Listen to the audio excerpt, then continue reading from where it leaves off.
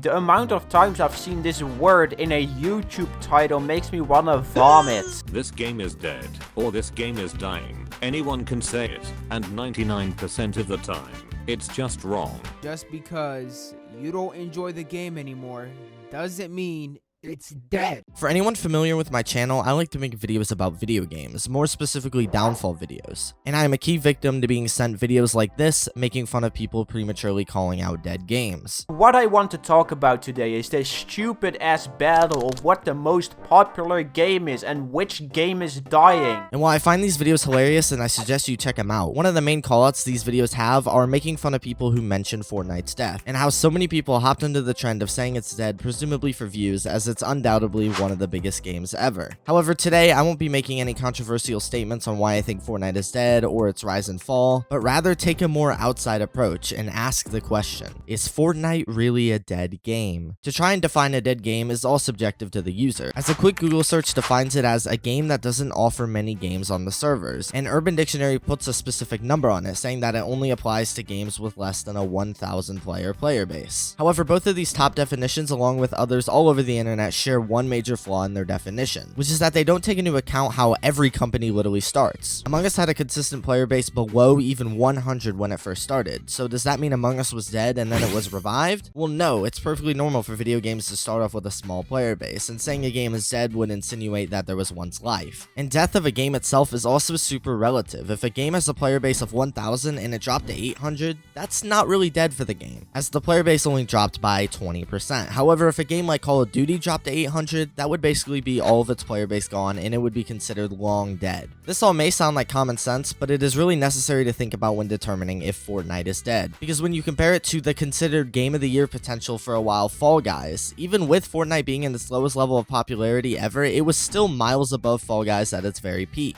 Not because Fall Guys was always dead and was never very popular, but the scale Fortnite was on can almost never be matched by any game. But this also doesn't mean that Fortnite is still alive by comparison to itself, as according to Google search terms, a rough estimate on the health of a community, the game has around 25% of its previous peak player base, which is a significant drop. So let's go try and check out some other stuff about Fortnite to try and find a definitive answer. First thing we will look at is their YouTube channel, as it is where they make the majority of their larger announcements, and you can expect a ton of people to consistently check out their channel for new content in a healthy community. The Fortnite channel alone has 10 million subscribers, but it's more important to look at the views of newer videos, as the subscriber count is cumulative of their whole channel over time, while views show who's still watching, and as we see, the channel is still pulling millions of views with every single announcement. One of the biggest positives for Fortnite we see here is that with even things as small as new skins hitting the item shop, millions of people are still tuning in. And just a few months ago, with the release of Fortnite Chapter 2, the announcement pulled more views than the original announcement trailer of the whole game, sitting at a whopping 60 million views. Not to mention, that same Google trend graph that I showed at the beginning shows that more people were searching up the game during this time span than ever before, including its so-said peak in the first few seasons, even after millions of people already had the Epic Games launcher to play the game, which matters quite a lot, because when people were first getting the game, almost always the user would search up Fortnite in Google to reach the download site. So rather than casual players just trying to get the game, this was actually millions of invested users eagerly trying to get more information on the game. But to counteract that, while much more recent than the original release, it was in 2019, which was still quite a while ago, and even in smaller time spans, games can completely fade away like Fall Guys. And Fortnite not only is not at that peak anymore, but it's actually at its all-time low in Google search results. But how much lower is that low? Well, like I said before, the game's population is at about 25% of its peak. However, looking at this peak, it was a very short-term peak, and instead of being seen as when Fortnite was most popping, it seems to be more like a fluke in the statistics. And this small 1-week period where the game was down in its Chapter 2 transformation and everybody was searching up news for the game wasn't the real consistent peak of the game, but rather early to mid 2018. And when comparing it to that, the game in its current state is around 40% of its 2018 peak. And this is when the real opinionated stuff comes into play.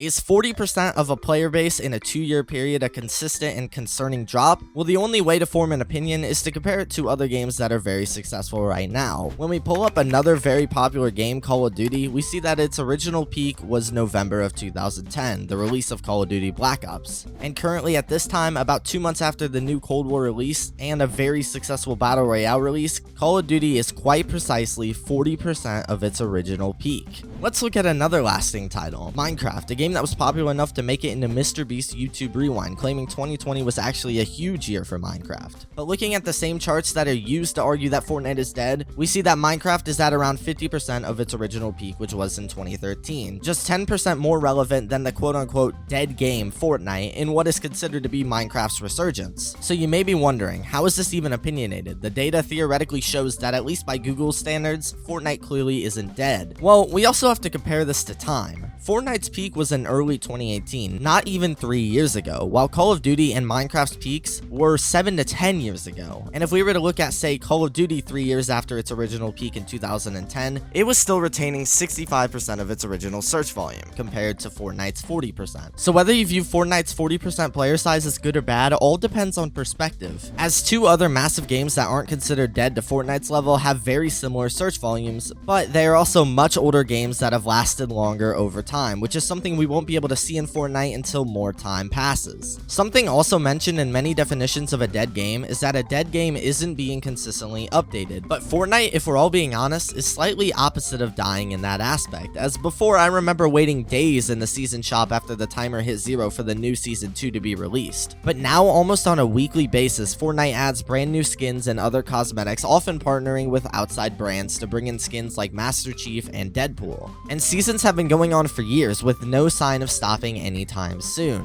But if we are also being honest, even though the updates are not stopping, the downfall isn't slowing down either. Fortnite generally has small peaks every new season or around Christmas time, but as the game peaks, it drops just as fast, and Fortnite can't seem to stop it. And the reason for this unstoppable drop might even be out of Fortnite's control at this point, as the addition of creative mode made casual play almost impossible since everyone got way too good just by grinding hours in creative, and without tons of practice of many mechanics, the game just won't be any fun for new users no matter what. And no matter how much anybody enjoys Fortnite, we all have to be able to sit here and accept the amount they have sold out is undeniable and absolutely unbelievable. They saw the money in things like the Skull Trooper skin, and many people wanted to get their hands on it, but all of the value in it was lost for a lot of people as they've been annually adding it back into the game ever since. Sure, they try to make it up by giving special variants to the old users, but it just isn't ever the same. Not to mention, they said f just one Skull Trooper, let's have a female Skull Trooper as well, or even a whole entire family of Skull Troopers that people could purchase in the item shop. Not to mention, you can only buy these with real money. It really feels like sometimes that Epic doesn't give one damn about the community, and instead of seeing people behind the screens, they see money bags. And when it comes to whether the game is dead or not, that is 100% up to you, because I could see both sides very well and get behind them both based off of the presented data. But I know you guys didn't come for that shallow of an answer, and you want a definitive answer. So Fortnite, in my opinion, is definitely not a dead game in its current position. However, they are desperately going to need some help, as unlike Minecraft, where it was able to revive itself thanks to its care for community by holding public polls for new characters and being self-aware of its issues, Fortnite is more and more separating itself from its community, and would rather do things like put popular rare skins in the game that millions would buy, rather than respect the community behind these rare skins. Let me know what you guys think about this game in the comments below with some arguments, as I use Google Trends to measure the community for majority of this, but other resources can bring up even more sides of the argument, like definitive player bases and the Fortnite's core fanbase thoughts on the game. Not to mention, there are plenty of cases where a game with a lacking internet community could still thrive in player base, and even as the amount of people talking about it dips, the player base inside can still stand strong for months and months down the line. But anyway guys, that's gonna be all for this video. Like and subscribe. Let's go for 5 million likes in this video. Actually, I want to challenge you guys,